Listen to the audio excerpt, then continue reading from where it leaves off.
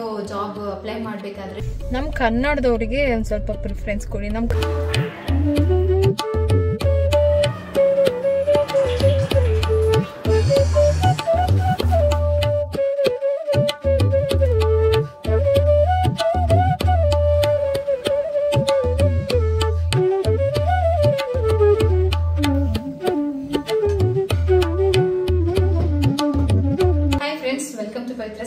ಇವತ್ತಿನ ವ್ಲಾಗ್ನ ಸ್ಟಾರ್ಟ್ ಮಾಡ್ತಾ ಇದ್ದೀನಿ.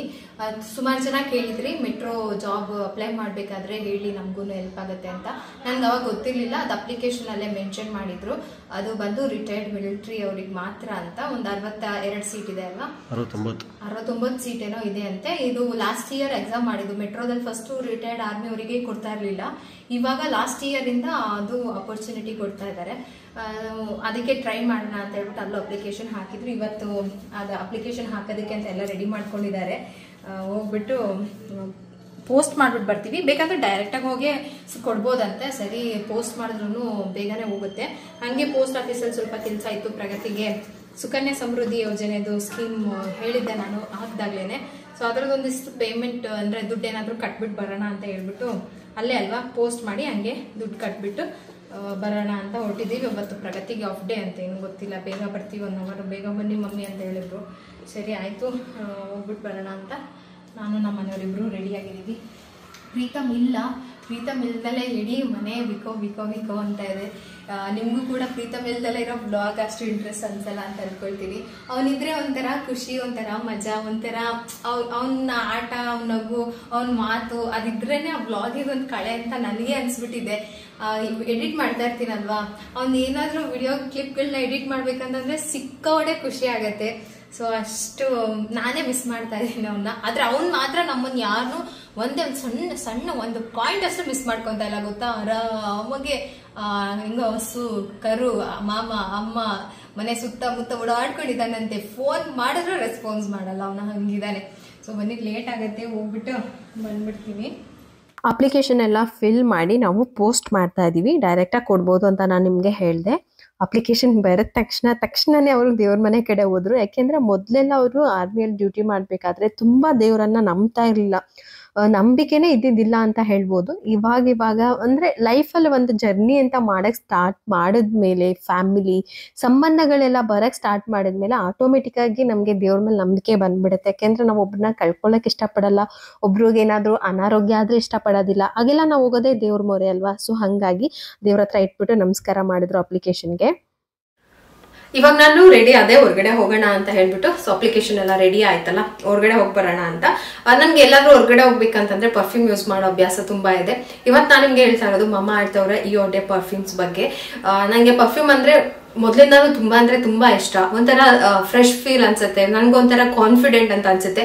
ಇವಾಗಿರುವಂತಹ ಬಿಸಿ ಲೈಫ್ ಸ್ಟೈಲ್ ಅಲ್ಲಿ ಒಂದು ನೇಚರ್ ಜೊತೆ ಟೈಮ್ ಸ್ಪೆಂಡ್ ಮಾಡೋದಿರ್ಬೋದು, ಅದು ಈ ಒಂದು ಸ್ಟ್ರೆಸ್ ಇದೆಯಲ್ಲ ಹೇಳೋದಿಕ್ ಆಗೋದಿಲ್ಲ. ಅಷ್ಟು ಬಿಸಿ ಶೆಡ್ಯೂಲ್ ಅಲ್ಲಿ ನಾವು ಓಡ್ತಾ ಇರ್ತೀವಿ. ಒಂದು ಬೆಸ್ಟ್ ಪರ್ಫ್ಯೂಮ್ ಅಥವಾ ಆ ಒಂದು ಸ್ಮೆಲ್ ನಮ್ಮ ಒಂದು ಮೂಡನ್ನ ಚೇಂಜ್ ಮಾಡುತ್ತೆ ಅನ್ನೋದಕ್ಕೆ 100% ಟ್ರೂ. ಸೊ ನನಗೆ ಈ ಒಂದು ವ್ಯಾಲಿ ಪರ್ಫ್ಯೂಮ್ ಏನಿದೆಯಲ್ಲ, ಇಂಟು ದ ವ್ಯಾಲಿ, ಈ ಒಂದು ಸ್ಮೆಲ್, ಈ ಒಂದು ಅಂದ್ರೆ ಇವಾಗ ನಾವು ನೇಚರ್ ಅಥವಾ ನ್ಯಾಚುರಲ್ ಆಗಿ ಒಂದಿಷ್ಟು ಫ್ಲವರ್ಸ್ ಹತ್ರ ನಿಂತ್ಕೊಂಡಾಗ ಏನ್ ಸ್ಮೆಲ್ ಬರುತ್ತಲ್ಲ, ಸೊ ಅದೇ ತರ ಇದೆ. ಈ ಒಂದು ಪರ್ಫ್ಯೂಮ್ ಅನ್ನ ನಾನು ಇವಾಗ ಯೂಸ್ ಮಾಡ್ತಾ ಇದ್ದೀನಿ. ಹಾಯ್, ನಾನಿಲ್ಲಿ ಬಳಸ್ತಾ ಇರೋದು ಮಮಾ ಅರ್ತ್ ಅವರ eau de parfum into the value ಅನ್ನೋ ವೇರಿಯಂಟ್. ಈ ಒಂದು ಬ್ಯುಸಿ ಲೈಫ್ ಸ್ಟೈಲಲ್ಲಿ ಡೇ ಟು ಡೇ ರುಟೀನನ್ನು ಫಾಲೋ ಮಾಡ್ತಾ ನಾವು ತುಂಬಾ ಬ್ಯುಸಿ ಆಗಿಬಿಟ್ಟಿರ್ತೀವಿ. ಈ ನೇಚರಲ್ಲಿ ಸಿಗುವಂತಹ ಒಂದು ರಿಲ್ಯಾಕ್ಸೇಷನ್ ಅನುಭವಿಸೋದಕ್ಕೂ ಕೂಡ ನಮಗೆ ಸಮಯ ಸಿಗೋದಿಲ್ಲ. ಈ ಪರ್ಫ್ಯೂಮ್ ತುಂಬಾ ನೇಚರ್ ಇನ್ಸ್ಪೈರ್ಡ್ ಫ್ರಾಗ್ರೆನ್ಸನ್ನು ಕೊಡುತ್ತೆ. ಈ ಒಂದು ಸ್ಮೆಲ್ ನೋಡ್ತಾ ಇದ್ರೆ ನಾವು ಕೂಡ ನೇಚರಲ್ಲಿ ಇದ್ದೀವಿ ಅನ್ನೋ ಒಂದು ಫೀಲ್ ಆಗುತ್ತೆ. ತುಂಬಾ ಮೈಲ್ಡ್ ಆಗಿದೆ, ಸ್ಮೆಲ್ ತುಂಬ ಚೆನ್ನಾಗಿರುತ್ತೆ, ಲಾಂಗ್ ಲಾಸ್ಟಿಂಗ್ ಆಗಿರುತ್ತೆ. ನಾವು ಎಲ್ಲಾದರೂ ಹೊರಗಡೆ ಹೋದಾಗ ಬೆಸ್ಟ್ ಪ್ರಾಡಕ್ಟ್ ಅಂತ ಹೇಳ್ಬೋದು ಔಟ್ಸೈಡ್ ಯೂಸ್ ಮಾಡೋದಕ್ಕೆ. ಜೊತೆಗೆ ಇದರಲ್ಲಿ ಬೆಸ್ಟ್ ಏನು ಅನ್ಸಂದ್ರೆ safe for skin, made safe certified ಆಗಿರುತ್ತೆ, ಡರ್ಮಟೋಲಜಿಕಲಿ ಟೆಸ್ಟೆಡ್ ಕೂಡ. ನಾವು ಸ್ಕಿನ್ ಮೇಲೆ ಆರಾಮಾಗಿ ಬಳಸ್ಬೋದು, ಎವ್ರಿಡೇ ಯೂಸ್ ಮಾಡೋದಕ್ಕೆ ಕೂಡ ಸೂಕ್ತವಾಗಿದೆ ಅಂತ ಹೇಳ್ಬೋದು. ಈ ಎಲ್ಲ ಪ್ರಾಡಕ್ಟ್ ನಿಮಗೆ ಬೇಕಂತ ಅಂದರೆ ನನ್ನ ಒಂದು ಕೂಪನ್ ಕೋಡನ್ನು ಉಪಯೋಗಿಸ್ಕೊಂಡ್ರೆ 20% ಅಷ್ಟು ನಿಮಗೆ ಡಿಸ್ಕೌಂಟ್ ಸಿಗುತ್ತೆ. ಸೊ ನಿಮಗೇನಾದರೂ ಪ್ರಾಡಕ್ಟ್ ಇಷ್ಟ ಆಗಿದೆ, ನನ್ನ ಕೂಪನ್ ಕೋಡನ್ನು ಯೂಸ್ ಮಾಡ್ಕೊಳ್ಳಿ. ಈ ಒಂದು ಪ್ರೈಸಲ್ಲಿ ಪ್ರೀಮಿಯಮ್ ಆಗಿ ನಿಮಗೆ ಒಂದು ಫ್ರಾಗ್ರೆನ್ಸ್ ಇರುವಂತಹ ಪರ್ಫ್ಯೂಮ್ ಬೇಕು ಅಂತಂದರೆ ಖಂಡಿತ ಈ ಒಂದು ಪ್ರಾಡಕ್ಟಿಗೆ ಹೋಗ್ಬೋದು. ತುಂಬಾ ಮೈಲ್ಡಾಗಿ ಒಂದು ರಿಲ್ಯಾಕ್ಸೇಷನ್ ಫೀಲ್ ಆಗುತ್ತೆ, ಸ್ಮೆಲ್ ತುಂಬ ಚೆನ್ನಾಗಿದೆ. ಸೊ ಈ ಪ್ರಾಡಕ್ಟ್ ನಿಮಗೆ ಡಿಸ್ಕ್ರಿಪ್ಷನಲ್ಲಿ ಹಾಕಿರ್ತೀನಿ. ನಿಮ್ಗೆ ಏನಾದರೂ ಇಂಟ್ರೆಸ್ಟ್ ಇದ್ದರೆ ಡಿಸ್ಕ್ರಿಪ್ಷನ್ ಒಮ್ಮೆ ಚೆಕ್ ಮಾಡ್ಬೋದು. ತುಂಬಾ ಒಂದು ಒಳ್ಳೆಯ ಮೈಲ್ಡ್ ಆಗಿರುವಂತಹ ಪರ್ಫ್ಯೂಮ್ ನಿಮಗೆ ಖಂಡಿತ ಸ್ಯಾಟಿಸ್ಫೈಡ್ ಆಗುತ್ತೆ. ಸೊ ಫ್ರೆಂಡ್ಸ್, ಈ ಪ್ರಾಡಕ್ಟ್ ನಿಮ್ಗೆ ಬೇಕು ಅಂತ ಅಂದ್ರೆ ಈ ಪ್ರಾಡಕ್ಟ್ ಎಲ್ಲ ಅಮೆಝಾನ್, ಫ್ಲಿಪ್ಕಾರ್ಟ್, ನೈಕಾ ಹಾಗೆ ನಿಯರ್ ಬೈ ಶಾಪ್ಗಳಲ್ಲಿ ಕೂಡ ಅವೈಲಬಲ್ ಇದೆ, ಅಲ್ಲಿ ಕೂಡ ತಗೊಳ್ಬಹುದು. ಈ ಪ್ರಾಡಕ್ಟ್ ಲಿಂಕ್ ಬೇಕಂದ್ರೆ ನಾನು ಡಿಸ್ಕ್ರಿಪ್ಷನ್ ಕೂಡ ಹಾಕಿರ್ತೀನಿ. ನನಗೆ ಇದು ತುಂಬಾ ಅಂದ್ರೆ ತುಂಬಾನೇ ಇಷ್ಟ ಆಯ್ತು. ಸ್ಮೆಲ್ ತುಂಬಾ ಹೊತ್ತು ಹಾಗೆ ಇರುತ್ತೆ, ಮೈಲ್ಡ್ ಆಗಿರುತ್ತೆ. ಮಮಾರ್ತ್ ಪ್ರಾಡಕ್ಟ್ಸ್ ಗಳು ಇನ್ನೊಂದು ಏನಪ್ಪಾ ಅಂತಂದ್ರೆ ಮೇಡ್ ಸೇಫ್ ಸರ್ಟಿಫೈಡ್ ಆಗಿರುತ್ತೆ. ಮತ್ತೆ ಇನ್ನು ಬೆಸ್ಟ್ ಏನಂತಂದ್ರೆ ಮಮಾರ್ತ್ ಲಿಸನ್ಸ್ ಟು ಯು ಅಂತಂದ್ರೆ ನಾವು ಕೊಡುವಂತಹ ರಿವ್ಯೂ ಅಥವಾ ಈ ಪ್ರಾಡಕ್ಟ್ ಇನ್ನು ಹೀಗೆ ಬೆಟರ್ ಆಗಿದ್ರೆ ನಮ್ಗೆ ಉಪಯೋಗಕ್ಕೆ ಬರುತ್ತೆ ಅನ್ನೋ ಒಂದು ರಿವ್ಯೂ ಇಂದಾನೆ ಪ್ರಾಡಕ್ಟ್ ಅನ್ನ ಇಂಪ್ರೂವೈಸ್ ಮಾಡ್ತಾರೆ. ಸೊ ಇವಾಗ ರೀಸೆಂಟ್ ಆಗಿ ತುಂಬಾ ಚೆನ್ನಾಗಿ ಪಾಪ್ಯುಲರ್ ಆಗಿದ್ದಂತ ಮಮಾರ್ತ್ ಆನಿಯನ್ ಶಾಂಪೂ ಕೂಡ ಹಾಗೇನೆ ಅಂದ್ರೆ ಯೂಸ್ ಮಾಡುವಂತಹ ಯೂಸರ್ಸ್ ಒಂದು ರಿವ್ಯೂ ಇಂದ ಅವ್ರು ಕೊಡೋ ಒಂದಿಷ್ಟು ಪಾಯಿಂಟ್ಸ್ ಇಂದಾನೆ ಅದನ್ನ ಇಂಪ್ರೂವೈಸ್ ಮಾಡಿದ್ರು. ಅದು ಹಾಗೆ ಬೆಟರ್ ಆಗಿ ವರ್ಕ್ ಆಯ್ತು ಅಂತಾನೆ ಹೇಳ್ಬಹುದು. ಈ ಪ್ರಾಡಕ್ಟ್ ಬೇಕಂತಂದ್ರೆ ಕೂಪನ್ ಕೋಡ್ ಯೂಸ್ ಮಾಡ್ಕೊಂಡ್ರೆ ನಿಮ್ಗೆ ಸ್ವಲ್ಪ ಡಿಸ್ಕೌಂಟ್ ಕೂಡ ಸಿಗುತ್ತೆ. ಬೇಕಂತಂದ್ರೆ ಖಂಡಿತ ಟ್ರೈ ಮಾಡಬಹುದು. ಇದನ್ನ ನಮ್ಮ ಒಂದು ಪ್ರೈಸ್ ರೇಂಜ್ ಅಲ್ಲಿ ಒಳ್ಳೆ ಪರ್ಫ್ಯೂಮ್ ಸಿಗುತ್ತೆ. ಆಲ್ಮೋಸ್ಟ್ ನಾನು ಇಲ್ಲಿವರೆಗೂ ಖಾಲಿ ಮಾಡಿದ್ದೀನಿ. ಇವಾಗ ನಾನು ಹೊರಗಡೆ ಹೋಗಿ ಅದೊಂದು ಸ್ವಲ್ಪ ಅಪ್ಲಿಕೇಶನ್ ಹಾಕೋದಿದೆ, ಪ್ರೊಸೀಜರ್ ನೋಡ್ಕೊಂಡು ಬರ್ತೀನಿ. ಅಲ್ಲಿಂದ ನಾವು ಸೀದಾ ಹೋಗಿದ್ದು ಪೋಸ್ಟ್ ಆಫೀಸ್ಗೆ. ಸುಕನ್ಯಾ ಸಮೃದ್ಧಿ ಯೋಜನೆಗೆ ನಾವು ದುಡ್ಡನ್ನು ಕಟ್ತಾ ಇದ್ದೀವಲ್ವ, ಅದರದೊಂದಿಷ್ಟು ಅಮೌಂಟನ್ನು ಕಟ್ಟಬೇಕಾಗಿತ್ತು. ಸೇಮ್ ಪೋಸ್ಟಲ್ಲೇ ಇದನ್ನು ಕೂಡ ಪೋಸ್ಟ್ ಮಾಡಿ ಬಂದ್ಬಿಡೋಣ ಅಂತ ತುಂಬ ಹೋಪ್ಸ್ ಇದೆ. ಮತ್ತು ತುಂಬ ಭಯ ಕೂಡ ಆಗ್ತಾ ಇದೆ. ನನ್ನ ಹಸ್ಬೆಂಡ್ಗೆ ಸ್ವಲ್ಪ ಅಂದರೆ ಮೆಟ್ರೋ ಎಕ್ಸಾಮ್ ಸ್ವಲ್ಪ ಡಿಫಿಕಲ್ಟ್ ಅಂತ ಹೇಳ್ತಾರೆ. ಟ್ರೈ ಮಾಡ್ತಾ ಇದ್ದಾರೆ ಆದಷ್ಟು ಅದ್ರ ಬಗ್ಗೆ ಎಲ್ಲ ತಿಳ್ಕೊಂಡು. ಇದರೊಳಗೆ 2 ರೀತಿ ಎಕ್ಸಾಮ್ ಇರುತ್ತೆ. ಒಂದು ರೈಟಿಂಗ್ ಎಕ್ಸಾಮ್ ಮತ್ತು ಇನ್ನೊಂದು ಇಂಟರ್ವ್ಯೂ ಥರ ಒಂದು ಎಕ್ಸಾಮ್ ಇರುತ್ತೆ. ಸೊ ಹಾಗಾಗಿ ಸ್ವಲ್ಪ ಕಷ್ಟ ಅಂತ ಆದಷ್ಟು ಟ್ರೈ ಮಾಡ್ತಿದ್ದಾರೆ. ಹಾಗೆ ಈಗ ನಾನು ಹೇಳಿದ್ನಲ್ಲ, ಅದು ಬಂದ್ಬಿಟ್ಟು ಎಕ್ಸಾಮು ಆರ್ಮಿ ರಿಟೈರ್ಡ್ ಅವ್ರಿಗೆ ಮಾತ್ರನೇ ಇರೋದು ಅಂತ. ಇವಾಗ ಅದು ನಾರ್ಮಲ್ ಆಗಿ ಎಲ್ಲರಿಗೂ ಅಪ್ಲೈ ಮಾಡುವಾಗ ಬೇರೆ ಎಕ್ಸಾಮ್ ಕೊಡ್ತಾರೆ ಅನ್ಸುತ್ತೆ. ಇದಕ್ಕೆ ಯಾವಾಗ ಎಕ್ಸಾಮ್ ಡೇಟ್ ಕೊಟ್ಟಿರೋದು? ಆಗಸ್ಟ್ 4ಗೆ ಇದಕ್ಕೂ ಪ್ರಿಪೇರ್ ಆಗಬೇಕು. ನಾವು VAಗೂ ಕೂಡ ಅಟೆಂಡ್ ಮಾಡ್ತೀನಿ, ಯಾವ್ದಾದ್ರೆ ಆಗತ್ತೆ ಅಂತ. ಸೊ ನಾವು ಅನ್ಕೊಂಡಂಗೆ ಆಗಲ್ಲ ಅಲ್ವಾ, ಎಲ್ಲ ಉಲ್ಟಾ ಪಲ್ಟಾ ಆಗೋದು ಉಂಟು. ಸೊ ಹಂಗಾಗಿ ಸರಿ. ಆಮೇಲೆ ಇನ್ನೊಂದೇನಂತಂದ್ರೆ ಮೊನ್ನೆ ಒಂದು ಸ್ಟ್ರೈಕ್ ಮಾಡಿದ್ರು. ಎಲ್ಲಿ ಸ್ಟ್ರೈಕ್ ಮಾಡಿದ್ದು? ಫ್ರೀಡಮ್ ಪಾರ್ಕ್ ಹತ್ರ. ಯಾಕೆ ಗೊತ್ತಾ ಹೇಳ್ತಾರೆ. ಇವಾಗ ನಿನ್ನೆ ಮೊನ್ನೆ ಹೋಗಿದ್ರಲ್ಲ ಸ್ಟ್ರೈಕ್ಗೆ, ಯಾಕೆ? ಆಕ್ಚುಲಿ ಕೆಲವೊಂದು ಪ್ರೈವೇಟ್ ಸೆಕ್ಟರ್ ಅಲ್ಲಿ ಪ್ಲಸ್ ಗೌರ್ಮೆಂಟ್ ಕೂಡ ಈ ಕಾಂಟ್ರಾಕ್ಟ್ ಬೇಸ್ ಮೇಲೆ ತಗೋತಾರೆ. ಸೊ ಆ ವೇಕೆನ್ಸಿಗಳೆಲ್ಲ ಕೆಲವರು ಏನ್ ಮಾಡ್ತಾರೆ, ದೊಡ್ಡ ದೊಡ್ಡ ಕಂಪನಿಗಳಲ್ಲಿ ಪ್ರೈವೇಟ್ ಸೆಕ್ಟರ್ ಅಲ್ಲಿ ಮತ್ತೆ ಗೌರ್ಮೆಂಟ್ ಆಕ್ಚುಲಿ ಇದು ನ್ಯೂಸ್ ಅಲ್ಲೆಲ್ಲ ಬಂದಿತ್ತು. ಏನ್ ಮಾಡ್ತಾ ಇದಾರೆ ಅಂದ್ರೆ ಕನ್ನಡದವ್ರಿಗೆ ತುಂಬಾ ಇದು ಮಾಡ್ತಾ ಇದಾರೆ. ವೇಕೆನ್ಸಿಗಳೆಲ್ಲ ಹಿಂದಿಯವ್ರಿಗೆ ಏನ್ ಗೊತ್ತಿಲ್ಲ, ಅವ್ರು ಸಮಥಿಂಗ್ ತಗೋತಾರ ಇಲ್ಲ ಗೊತ್ತಿಲ್ಲ. ಅದ್ ಯಾಕೆ ಇಲ್ಲ, ನಮ್ಗೆ ಏನ್ ಗೊತ್ತಾ, ಬೇರೆಯವ್ರಿಗೂ ಕೊಡ್ಲಿ, ಬಟ್ ಆಪರ್ಚುನಿಟೀಸ್ ಇವ್ರಿಗೆ ಸ್ವಲ್ಪ ಜಾಸ್ತಿ ಕೊಡ್ಲಿ. ನಾವ್ ಇಲ್ಲಿರೋರಲ್ವಾ, ನಮಗೆ ಇಲ್ಲಿ ಜಾಬಿನ ಅವಶ್ಯಕತೆ ತುಂಬಾ ಇರುತ್ತೆ ಕನ್ನಡದವ್ರಿಗೆ ಅಲ್ವಾ. ಕನ್ನಡದವ್ರಿಗೆ ಅಂತಾನೆ ಅವರು ಪ್ರತಿಭಟನೆ ಮಾಡಿದ್ದು. ನಾವು ಯಾವ್ದೇ ಬ್ಯಾಂಕಿಗೆ ಹೋಗ್ಲಿ ಬೇರೆ ಲ್ಯಾಂಗ್ವೇಜ್ ಅವರೇ ಜಾಸ್ತಿ ಇರ್ತಾರೆ. ನಮ್ಮವರಿಗೆ ಫಸ್ಟ್ ಪ್ರಿಫರೆನ್ಸ್ ಕೊಡ್ಲಿ, ಅವ್ರಿಗೂ ಕೊಡ್ಲಿ, ಜಾಬ್ ಇಲ್ಲ ಅಂತಲ್ಲ. ಗೌರ್ಮೆಂಟ್ ಕೆಲ್ಸದಲ್ಲಿ ಇವಾಗ ಜಾಸ್ತಿ ಆಗಿರೋದು. ಕನ್ನಡನೇ ಬರಲ್ಲ ಕೆಲವೊಬ್ರಿಗೆ, ಓದಕ್ ಬರಲ್ಲ, ಬರೆಯಕ್ ಬರಲ್ಲ. ಅವ್ರಿಗೆ ನಾವು ಕನ್ನಡ ಓದ್ತೀವಿ, ಬರಿತೀವಿ. ಕನ್ನಡದವರು ನಮಗ್ ಕೊಟ್ರೆ ಸ್ವಲ್ಪ ಹೆಲ್ಪ್ ಆಗತ್ತೆ. ಆ ವಿಚಾರವಾಗಿ ಏನಿದೈತೆ ಪ್ರೊಸೀಜರ್ ಮಾಡ್ಲಿ, ಓದಕ್ ಬರೆಯಕ್ ಬರ್ದವ್ರು ದಡ್ರ ಕೆಲಸ ಕೊಡ ಅಂತ ಹೇಳ್ತಾ ಇಲ್ಲ. ಅದ್ ಬಟ್ ವೇಕೆನ್ಸಿಗಳನ್ನ ಇಲ್ಲಿ ಎಕ್ಸಾಮ್ ತಗೊಂಡು ಎಲ್ಲ ಕನ್ನಡದವ್ರಿಗೆ ಕೊಡ್ಬೇಕು ವೇಕೆನ್ಸಿಗಳನ್ನ. ಅದು ಬಂದ್ಬಿಟ್ಟು ಸುಮ್ಮನೆ ಎಲ್ಲ ಹಿಂದಿಯವ್ರಿಗೆ ಅವ್ರಿಗೆ ಅರ್ಧ ಸ್ಟೇಟ್ ಅವ್ರಿಗೆಲ್ಲ ಕೊಡ್ತಾ ಇದ್ದಾರೆ. ಸೊ ಅದ್ರ ಬಗ್ಗೆ ಸ್ಟ್ರೈಕ್ ಇತ್ತು. ಕರ್ನಾಟಕ ರಕ್ಷಣಾ ವೇದಿಕೆಯಿಂದ ಇದು ಮಾಡ್ಕೊಂಡಿದ್ರು. ಅವಾಗ ನಮ್ದು ಆರ್ಮಿಯವರು ಕೂಡ ಆರ್ಮಿ ವೇಕೆನ್ಸಿಗಳೆಲ್ಲ ಸೊ ಹೊರಗಡೆ ಸ್ಟೇಟ್ ಬಂದು ಇಲ್ಲಿ ಸೆಟ್ಲ್ ಆಗಿರ್ತಾರಲ್ಲ ಆರ್ಮಿ ಎಕ್ಸೈಸ್ ಮೇಲೆ, ಸೊ ಅವ್ರಿಗೆ ಕೊಡ್ತಾ ಇದ್ರು. ಸೊ ಅದಕ್ಕೋಸ್ಕರ ಅದು ಕೂಡ ನಾವು ನಮ್ಮ ಎಕ್ಸೈಸ್ ಮ್ಯಾನ್ ಅಸೋಸಿಯೇಷನ್ ಇಂದ ನಾವು ನಮ್ಗೆ ಬೆಂಬಲ ಕೊಟ್ಟಿದ್ದು ಅವ್ರಿಗೆ. ಸೊ ಅದಕ್ಕೋಸ್ಕರ ನಮ್ಮನ್ನು ಕರೆದಿದ್ರು, ನಾವು ಹೋಗಿದ್ದು. ಸೊ ಅಲ್ಲ ಮಾಡ್ಬೇಕಿಲ್ಲ, ಮಾಡಲಿ ಅಂದರೆ ಗೌರ್ಮೆಂಟ್ ಅವರು ಸಮಥಿಂಗ್ ಅಂತ ಆತಾರೆ, ಇದು ಮಾಡ್ಬಿಟ್ಟು ಅವ್ರಿಗೆಲ್ಲ ವೇಕೆನ್ಸಿಗಳು ಇದು ಮಾಡ್ಬಿಡ್ತಾರೆ. ಹಿಂಗಾಗಿ ನಮ್ಗೆ ಯಾರಿಗೂ ಜಾಬು ಸಿಗ್ತಾ ಇಲ್ಲ. ನಮ್ಮ ಕನ್ನಡದವ್ರು ಜಾಬ್ ಅಂತ ಬರೀ ಓಡಾಡೋದೇ ಆಗ್ತಾ ಇದೆ. ಸೊ ಈ ತರ ಆಗ್ತಾ ಇದೆ ಅಂತ ಹೇಳ್ಬಿಟ್ಟು ಇವರು ಕೂಡ ಹೋಗಿದ್ರು ಸ್ಟ್ರೈಕಿಗೆ. ಆಮೇಲೆ ಇನ್ನೊಂದೇನು ಅಂತ ಅಂದರೆ ನಮ್ಮ ಕನ್ನಡದವ್ರಿಗೆ ನಾವು ಅಪ್ಲೈ ಮಾಡ್ತೀವಿ, ನಮಗೆ ಕನ್ನಡ ಬರುತ್ತೆ, ನಾವು ಕನ್ನಡ ಓದ್ತೀವಿ, ಅಂದರೆ ನಾವು ಅಲ್ಲಿ ಗೌರ್ಮೆಂಟ್ ಕೆಲಸದಲ್ಲಿ ಅಲ್ಲಿ ಕನ್ನಡದವ್ರು ಇದ್ದರೆ ಬರೋ ಇವರಿಗೆ ಹೆಲ್ಪ್ ಆಗುತ್ತೆ. ಆದರೆ ಪ್ರಿಫರೆನ್ಸ್ ನಮಗಿಂತ ಬೇರೆ ಸ್ಟೇಟ್ ಅವ್ರಿಗೆ ಕೊಡ್ತಾ ಇದ್ದಾರೆ ಅಂತ ಹೇಳ್ಬಿಟ್ಟು ಕನ್ನಡ ರಕ್ಷಣಾ ವೇದಿಕೆಯವ್ರು ಮಾಡಿದಂಥ ಒಂದು ಇದು. ಅದಕ್ಕೆ ಇವರು ಹೋಗಿದ್ರು. ಸರಿ, ಪೂಜಾ ಗಾಂಧಿ ಬಂದಿದ್ರು, ಪ್ರೇಮ್ ಬಂದಿದ್ರು. ನಾನು ನ್ಯೂಸಲ್ಲಿ ನೋಡಿದೆ. ಏನೋ ಅದು ಸರಿನೋ ತಪ್ಪೋ ಅಥವಾ ಏನ್ ಮಾಡ್ತಾ ಇದಾರೋ ಏನ್ ನಡೀತಾ ಇದೆಯೋ ಯಾರಿಗ್ ಗೊತ್ತು. ತಪ್ಪಲ್ಲ, ನಾನು ಹೇಳಿದ್ದು ಬೇರೆ ಸ್ಟೇಟ್ ಅವರಿಗೆ ಕೊಡ್ಬೇಕು ಕೊಡಬಾರ್ದು ಅನ್ನೋದು ಇಲ್ಲಿ ಪ್ರಶ್ನೆ ಅಲ್ಲ. ನಮ್ಮ ಕನ್ನಡದವ್ರಿಗೆ ಒಂದ್ ಸ್ವಲ್ಪ ಪ್ರಿಫರೆನ್ಸ್ ಕೊಡಿ. ನಮ್ಮ ಕನ್ನಡದವರು ಬೇರೆ ಸ್ಟೇಟ್ಗೆ ಹೋಗಿ ದುಡಿಯಕ್ ಆಗಲ್ಲ, ನಾವು ನಮ್ಮ ಸ್ಟೇಟಲ್ಲೇ ದುಡಿಬೇಕು ಅಂತ ಅಂದಾಗ ನಮ್ಗೊಂಚೂರು ಪ್ರಿಫರೆನ್ಸ್ ಕೊಡಿ. ಗೌರ್ಮೆಂಟ್ ಜಾಬಲ್ಲಿ, ಬ್ಯಾಂಕಲ್ಲಿ ಆಗಿರ್ಬೋದು, ರೈಲ್ವೆ ಇರ್ಬೋದು, ಅದು ಎಲ್ಲಾದ್ರೂ ನಮ್ಮ ಕನ್ನಡದವ್ರಿಗೆ ಸ್ವಲ್ಪ ಪ್ರಿಫರೆನ್ಸ್ ಫಸ್ಟ್ ಇರಲಿ ಅಂತ ಇದರ ಅರ್ಥ ಇರಬೇಕು. ಸೊ ಏನೋ ಗೊತ್ತಿಲ್ಲ, ಇವರು ಇವಾಗ ಅಪ್ಲೈ ಮಾಡ್ತಾ ಇದ್ದಾರೆ ನೋಡಿ. ಈ ಥರ ರಿಟೈರ್ಡ್ ಆಗಿ 3-4 ವರ್ಷ ಟ್ರೈ ಮಾಡ್ತಿರೋರು ಎಷ್ಟೊಂದು ಜನಕ್ಕೆ ಜಾಬ್ ಸಿಕ್ಕದಲ್ಲೇ ಇರೋರು ಅವ್ರೆ ಅಲ್ವಾ. ಕರ್ನಾಟಕದಲ್ಲಿ ಮೊದಲೇ ಆರ್ಮಿ ಸೇರ್ಕೊಳ್ಳೋರೆ ಕಡಿಮೆ ಇದ್ದಾರೆ. ಇವಾಗ ಏನಿದೆ ಅಲ್ವಾ, ಕಡಿಮೆನ ಸೇರ್ತಾರ, ಕಮ್ಮಿ. ಇವರು ಸರ್ವಿಸ್ ಮಾಡ್ಬೇಕಾದ್ರೆ ಕನ್ನಡದವ್ರು ಕಮ್ಮಿ ಎಲ್ಲೋ ಸಿಗ್ತಾ ಇದ್ದಿದ್ದು ಅಪರೂಪ. ನಮ್ಮ ಕರ್ನಾಟಕದಲ್ಲಿ ಆರ್ಮಿ ಜಾಯಿನ್ ಆಗೋರು ತುಂಬಾ ಕಮ್ಮಿ. ಸೊ ಅದು ಮತ್ತೆ ಅವ್ರಿಗೂ ಜಾಬಲ್ಲೂ ಇದು ಇಲ್ಲ ಅಂತ ಅಂದ್ರೆ ಇನ್ನೂ ಕಮ್ಮಿ ಆಗ್ಬಿಡತ್ತೆ. ಎಲ್ಲಿಂದ ತರ್ತಾರೆ ಇವರೆಲ್ಲ ದುಡ್ಡನ್ನ? ಅಯ್ಯಪ್ಪ ದೇವ್ರೆ, ಎಂತೆಂತ ಮನೆ.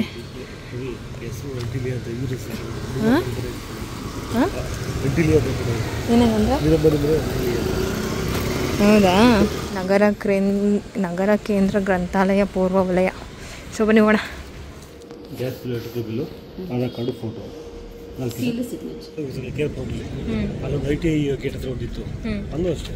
ವಿತೌಟ್ ID ಕಾರ್ಡ್ ಹೊರಡಿ ಬಿಡಲ್ಲ, ID ಕಾರ್ಡ್ ಇರಬೇಕು. ಇಲ್ಲಿ ಫಸ್ಟು ಕಾರ್ಡ್ ಮಾಡಿಸ್ಬೇಕಂತೆ. ಸೊ ಅದಕ್ಕೆ ಒಂದಿಷ್ಟು ಏನೇನೋ ಲಿಸ್ಟ್ ಕೊಟ್ಟಿದ್ದಾರೆ, ಅದನ್ನೆಲ್ಲ ತೊಗೊಂಬಂದು ಫಾರ್ಮ್ ಫಿಲ್ ಮಾಡಿ ಫಸ್ಟು ಕಾರ್ಡ್ ಮಾಡಿಸಿ ಆಮೇಲೆ ಬನ್ನಿ ಅಂತ ಹೇಳಿದ್ರು. ಸೊ ಎಷ್ಟು ಪ್ರಶಾಂತವಾಗಿ ಸೈಲೆಂಟಾಗಿ ಕುತ್ಕೊಂಡು ಹೋಗ್ತಾ ಇದ್ದಾರೆ ಗೊತ್ತಾ.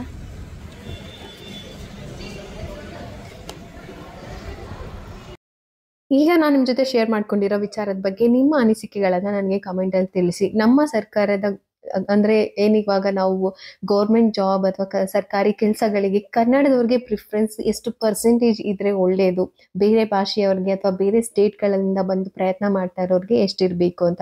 ಯಾಕೆಂತಂದ್ರೆ ಟ್ಯಾಲೆಂಟ್ ಅನ್ನೋದು ಅಥವಾ ಅವರಲ್ಲಿರೋ ನಾಲೆಡ್ಜ್ ಅನ್ನೋದು ನಮ್ಮಲ್ಲಿರೋರಿಗೆ ಜಾಸ್ತಿ ಅಂತಾನೂ ಹೇಳಕ್ಕಾಗಲ್ಲ, ಹೊರಗಿನಿಂದ ಬಂದಿರೋರಿಗೆ ಜಾಸ್ತಿ ಅಂತಾನೂ ಹೇಳಕ್ಕಾಗಲ್ಲ. ಆದ್ರೆ ಕರ್ನಾಟಕದಲ್ಲಿ ಕನ್ನಡದವ್ರಿಗೆ ಅಂತ ಅಂದ್ಮೇಲೆ ಒಂದಿಷ್ಟು ಪ್ರಿಯಾರಿಟಿ ಇರಬೇಕು ಅನ್ನೋ ವಿಚಾರವಾಗಿ ಇದನ್ನೂ ತುಂಬಾ ವಾಗಿಂದನೂ ನಡ್ಕೊಂಡು ಬರ್ತಾ ಇರೋದೆ. ಬಟ್ ಇದಕ್ಕೆ ಪರಿಹಾರ ಏನ್ ಸಿಕ್ಕಿದೆ ಅಂತ ನಿಜವಾಗ್ಲೂ ಗೊತ್ತಿಲ್ಲ. ಅಂತಂದ್ರೆ ಇವಾಗ ಹೋಗಿ 10 ಜನ ಕುತ್ಕೊಂಡು ಈ ತರ ಬೇಕು ಅಂತ ಕೇಳಿದಾಗ ಓಕೆ ಮಾಡೋಣ ಅಂತ ಹೇಳಿ ಬಿಟ್ಬಿಟ್ರೆ ಆಗೋದಿಲ್ಲ ಅಲ್ವಾ. ಅದಕ್ಕೊಂದಿಷ್ಟು ಪ್ರಿಯಾರಿಟಿ ಅನ್ನೋದು ನಮಗೆ ಸಿಕ್ತಾಗ ಮಾತ್ರನೇ. ಹಾಗೆ ನಾವು ಪಿಜ್ಜಾಗ್ ಹೋಗಿದ್ವಿ. ನೀವು ನೋಡ್ದಾಗೆ ನಾನು ಪಿಜ್ಜಾಗೆ ವರ್ಷಕ್ಕೆ ಒಂದ್ಸರಿ ಅಥವಾ ಅಂದ್ರೆ ನಮ್ಗೆ ಕೂಪನ್ ಸಿಗತ್ತೆ ಕ್ರೆಡಿಟ್ ಕಾರ್ಡ್ ಅಲ್ಲಿ, 6 monthsಗೆ ಒಂದ್ಸರಿ ನಾವು ಈ ತರ ಫ್ರೀ ಪಿಜ್ಜಾ ತಿನ್ಬೋದು, ವೇಸ್ಟ್ ಮಾಡಬಾರ್ದು ಅಂತ ಹೋದ್ವಿ. ಸೊ ಹಾಗೆ ಆನ್ ದ ವೇ ಹೋಗ್ತಾ ಇದ್ವಲ್ಲ, ಒಂದು 10 ನಿಮಿಷ ವೆಯ್ಟ್ ಮಾಡಿದ್ರೆ ಇವತ್ತು ಪ್ರಗತಿ ಬೇಗ ಬರ್ತೀನಿ ಅಂತ ಹೇಳಿದ್ರು. ಅಂದರೆ 1 hour ಅಷ್ಟೇ ಬೇಗ ಬಂದಿರೋದು. ಸರಿ ಕರ್ಕೊಂಡು ಬರ್ತೀನಿ ಅಂತ ನಾನು ನಿಮಗೆ ಡೈಲಿ ತೋರಿಸ್ತಾ ಇದ್ನಲ್ಲ, ಅಲ್ಲಿ ಹೋಗಿ ನಿಂತಿದ್ದಾರೆ. ಪ್ರಗತಿನೂ ಬಂದುಬಿಟ್ರೆ ಮನೆಗೆ ಒಂದೇ ಸರಿ ಹೋಗ್ಬೋದು ಅಂತ ಹೇಳಿ. ಹಾಗೆ ನಾವು ತಿಂದಿದ್ವಿ, ಪ್ರಗತಿಗೂ ಕೂಡ ಒಂದ್ ಸ್ವಲ್ಪ ಪಾರ್ಸೆಲ್ ಮಾಡಿಸ್ಕೊಂಡು ತಗೊಂಡ್ ಬಂದ್ವಿ. ಸ್ಕೂಲಿಂದ ಇನ್ನೇನು ಬರೋ ಟೈಮ್ ಅಲ್ವಾ ಅಂತ. ಇವಾಗೆಲ್ಲ ಕ್ರೆಡಿಟ್ ಕಾರ್ಡಲ್ಲಿ ಆಫರ್ ಅಂತ ಎಲ್ಲ ಸಿಗುತ್ತಲ್ವಾ, ನಾವೇನಾದ್ರೂ ತಗೊಂಡ್ರೆ ನಮಗೆ ಅಂದ್ರೆ ಒಂದಿಷ್ಟು ಅಮೌಂಟ್ ರೀಚ್ ಮಾಡಿದ್ರೆ ಅಂದ್ರೆ ತಗೊಳ್ಳೋದು, ಪರ್ಚೇಸ್ ಮಾಡೋದು ಆ ಥರ. ಮತ್ತೆ ಅದನ್ನು ಕಟ್ಟೋದ್ರಿಂದ ನಮಗೆ 6 months ಒಂದು ಕೂಪನ್ ಕೋಡ್ ಅಂತ ಕೊಡ್ತಾರೆ. ಅದರೊಳಗೆ ನಾವು 500 rupees ಪಿಜ್ಜಾ ಏನಾದರೂ ತಗೋಬಹುದು ಅಂತ.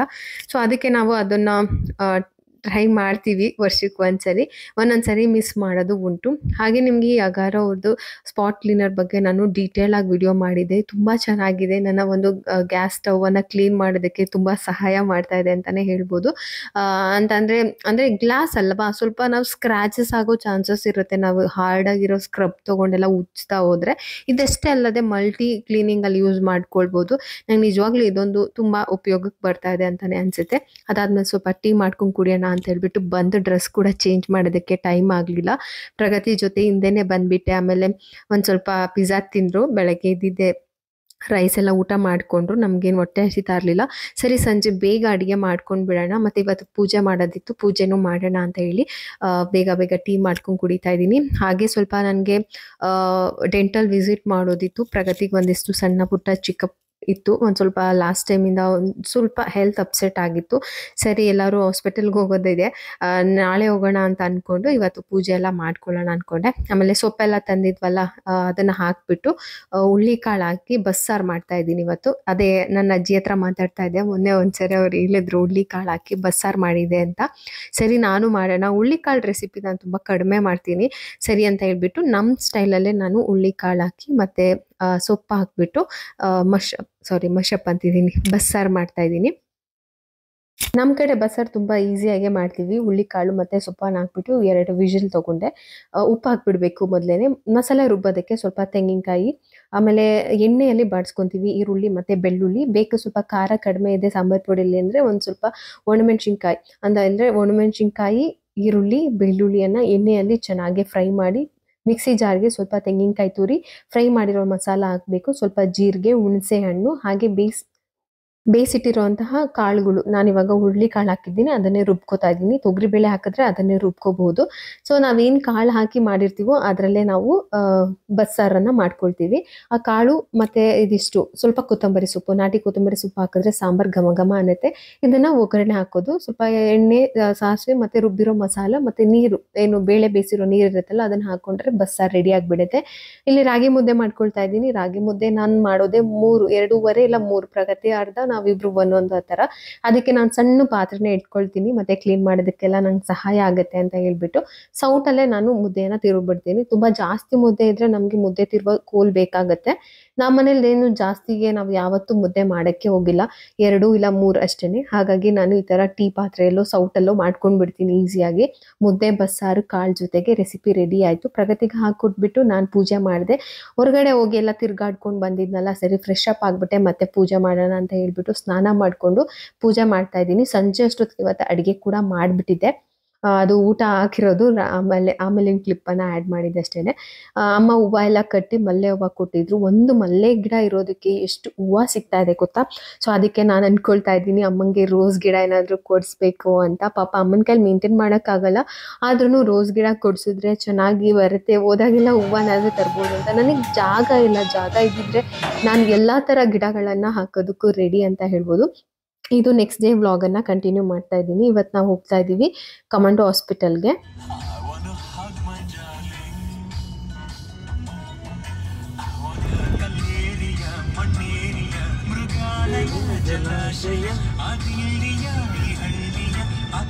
ರೀಸೆಂಟಾಗಿ ನನ್ನ ವ್ಯೂವರ್ಸ್ ತುಂಬ ಕೇಳಿದ್ದು ಈ ಒಂದು ಹ್ಯಾಂಡ್ ಬ್ಯಾಗ್ ಬಗ್ಗೆ.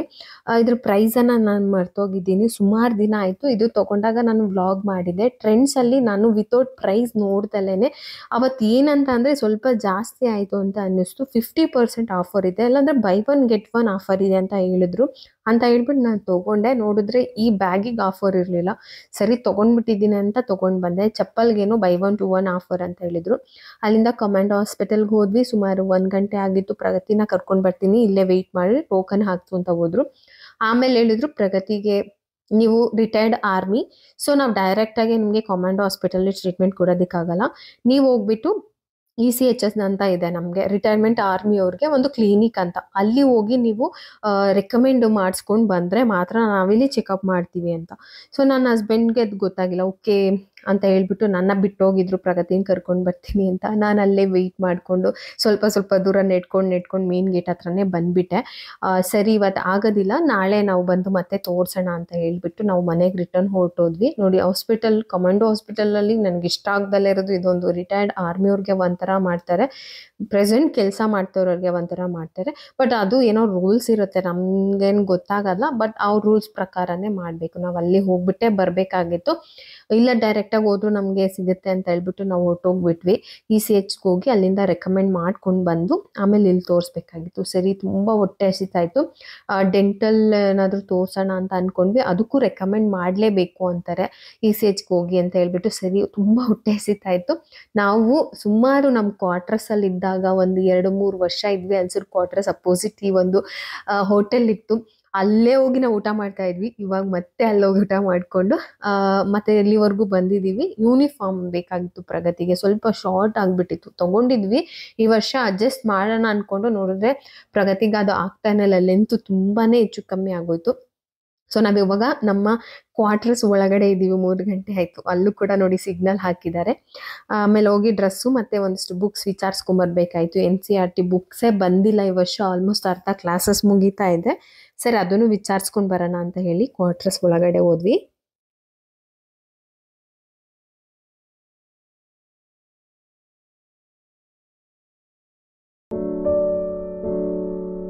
ಇಲ್ಲಿಗೆ ಬಂದಾಗೆಲ್ಲ ನಾನು ನನ್ನ ಮಗಳು ಓದ್ತಾ ಇದ್ವಿ ಪ್ರೈಮರಿ ಸ್ಕೂಲ್ನ ನಿಮ್ಗೆ ತೋರಿಸ್ತಾನೆ ಇರ್ತೀನಿ.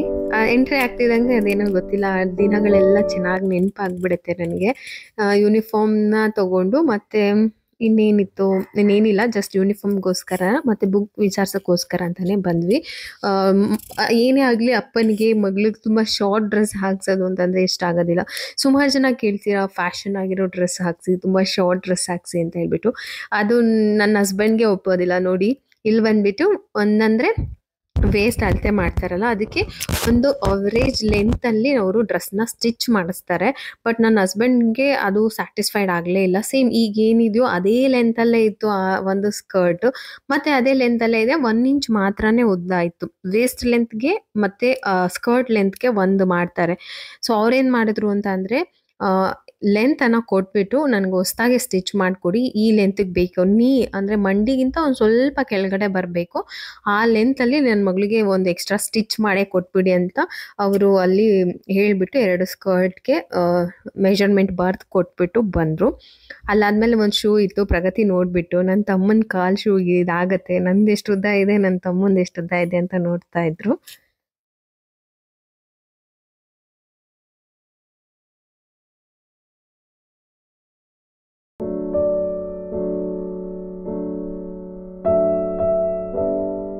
ಬಹುಶಃ ಇದಕ್ಕೆ ಅನಿಸುತ್ತೆ, ತಂದೆಗೆ ಮಗಳು ಹೆಂಗಿರಬೇಕು ಅನ್ನೋ ಒಂದು ಕಲ್ಪನೆ ಎಲ್ಲರಿಗೂ ಇರುತ್ತೆ. ಯಾರು ಬೇಕಾದರೂ ಆ ಥರ ನೋಡ್ಬೋದು, ತನ್ನ ತಂದೆ ತಾಯಿ ಆ ಥರ ನೋಡೋದಿಲ್ಲ. ಆರ್ಮಿ ಒಳಗಡೆ ಬಂದ್ರೇ ಒಂಥರ ಸ್ವರ್ಗ. ಇಲ್ಲಿ ನಾವು ಇದ್ವಿ, ಇದು ಒಂದು ಬ್ರಿಡ್ಜ್ ಬಂದು ಇಲ್ಲಿ ಒಂದು ರೈಲ್ವೆ ಟ್ರ್ಯಾಕ್ ಇದೆ. ನಾವು ಹೋಗ್ಬೇಕಾದ್ರೆ ಬರಬೇಕಾದ್ರೆ ರೈಲ್ವೆ ಟ್ರ್ಯಾಕ್ ಹತ್ತ ಸುಮಾರು 10 ನಿಮಿಷ ನಿಲ್ಲಿಸ್ತಾ ಇದ್ರು. ರೈಲ್ವೆ ಗೇಟ್ ಕ್ಲೋಸ್ ಮಾಡಿದ್ರೆ ಅದಕ್ಕೆ ಆರ್ಮಿಯವ್ರು ಏನು ಮಾಡಿದ್ದಾರೆ ಅಂದರೆ ಫ್ಲೈ ಓವರು ಅವ್ರಿಗೆ ಮಾತ್ರನೇ, ಒಂದು ಯೂನಿಟಿಂದ ಇನ್ನೊಂದು ಯೂನಿಟ್ ಹೋಗೋದಕ್ಕೆ ಒಂದು ಫ್ಲೈ ಓವರೇ ಕಟ್ಕೊಂಡು ಬಿಟ್ಟಿದ್ದಾರೆ. ಸೊ ನೋಡಿ ಎಷ್ಟು ಚೆನ್ನಾಗಿದೆ ಅಲ್ವಾ, ಕ್ವಾರ್ಟರ್ಸಲ್ಲಿ ಗಿಡ ಮರ ಹಸಿರು ಹಸಿರು. ಸೊ ಇದು ನೆಕ್ಸ್ಟ್ ಡೇ ವ್ಲಾಗ್, ಇದು 3 ದಿನದ ವ್ಲಾಗ್ ಆಗಿರುತ್ತೆ. ಅಲ್ಲಿ ನಮ್ಗೆ ಹಾಸ್ಪಿಟಲಲ್ಲಿ ಟ್ರೀಟ್ಮೆಂಟ್ ಸಿಗಲಿಲ್ಲ ಅಂತ ಹೇಳ್ಬಿಟ್ಟು ಇವತ್ತು ಹೊರಟ್ವಿ. ಇಲ್ಲಿ ಮಜ್ಜಿಗೆ ಗಂಜಿ ಕುಡಿತಾ ಇದ್ದೀವಿ. ಹಲ್ಸಿನಣ್ಣು ತೊಗೊಂಡು ಬಂದಿದ್ವಲ್ಲ, ಅದನ್ನು ಕಟ್ ಮಾಡ್ಕೊಂಡು ತಿಂದ್ಬಿಟ್ಟು ಗಂಜಿ ಕುಡಿದ್ಬಿಟ್ಟು ಹೊರಟ್ವಿ. ನಾನೇನೋ ಗ್ಲಾಸಲ್ಲಿ ಕುಡಿದೆ, ನನ್ನ ಹಸ್ಬೆಂಡ್ ನಾನು ಮೈಸೂರಿಂದ ತೊಗೊಂಡು ಬಂದಿರೋ ಕಪ್ ಇದೆಯಲ್ಲ ಅದ್ರಲ್ಲಿ ಹಾಕಿಕೊಡು ಅಂತ, ಸರಿ ಅಂತ ಹೇಳ್ಬಿಟ್ಟು ಅದರಲ್ಲೇ ಹಾಕಿ ಕೊಡ್ತಾ ಇದ್ದೀನಿ. ರಾಗಿ ಗಂಜಿ ತುಂಬ ತಂಪು, ನೈಟ್ ಮಾಡಿ ಬೆಳಗ್ಗೆ ಅದಕ್ಕೆ ಮಜ್ಜಿಗೆ ಹಾಕಿ ಒಂದಿಷ್ಟು ಈರುಳ್ಳಿ ಕಟ್ ಮಾಡಿ ಹಾಕ್ಕೊಂಡು ಕುಡಿದ್ರೆ ತುಂಬ ಟೇಸ್ಟಿಯಾಗಿರುತ್ತೆ ಮತ್ತು ಹೊಟ್ಟೆ ಫುಲ್ ಆದಂಗಿರುತ್ತೆ. ಬೆಳಗ್ಗೆ ಒಂದು ಗ್ಲಾಸ್ ಮಜ್ಜಿಗೆ ಕುಡಿದ್ಬಿಟ್ರೆ ಅಲ್ಲಿಂದ ಮತ್ತೆ ನಾವು ECHಗೆ ಹೋದ್ವಿ. ಸರಿ, ಇಲ್ಲಿಂದಾನೇ ರೆಫರೆನ್ಸ್ ತೊಗೊಂಡು ಹೋಗೋಣ ಅಂತ ಅಲ್ಲಿ ತೊಗೊಂಡು ನಾವು ಸೀದಾ ಮತ್ತೆ ನನ್ನ ಡೆಂಟಲ್ ಅದಕ್ಕೆ ತೋರಿಸ್ಬೇಕಾಗಿತ್ತು ಅಂತ ಹೇಳ್ಬಿಟ್ಟು ಡೆಂಟಲ್ ಹಾಸ್ಪಿಟಲ್ಗೆ ಕೂಡ ಹೋಗ್ತಾ ಇದ್ದೀವಿ. ಇದು ಕ್ವಾರ್ಟರ್ಸ್ ಒಳಗಡೆ ಇದೆ.